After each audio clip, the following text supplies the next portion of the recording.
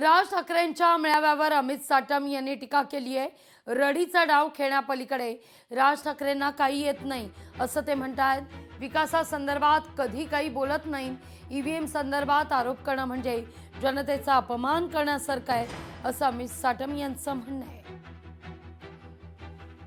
आपला पराभव का झाला किंवा लोकांनी आपल्याला महाराष्ट्राच्या घरी का पाठवलं याची जर कारणमीमांसा केली तर त्यांचं आणि त्यांच्या पक्षाचं भलं होईल।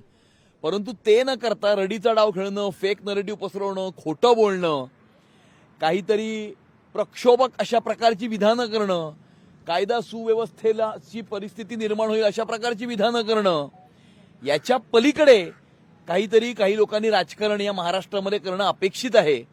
परंतु तसं करताना कोणी दिसत नाहीये। खोटं बोलून अशा प्रकारे वोट चोरीचे आरोप करून ते निवडणूक आयोगावर नाही, या महाराष्ट्राच्या मतदारावरती आक्षेप घेत आहेत, महाराष्ट्राच्या मतदाराचा अपमान करतायत आणि या अपमानाचा बदला महाराष्ट्राचा मतदार येणाऱ्या स्थानिक स्वराज्य संस्थांच्या निवडणुकीमध्ये घेतल्याशिवाय राहणार नाही। लोकशाही मराठी ऐका, पहा, जागरूक रहा।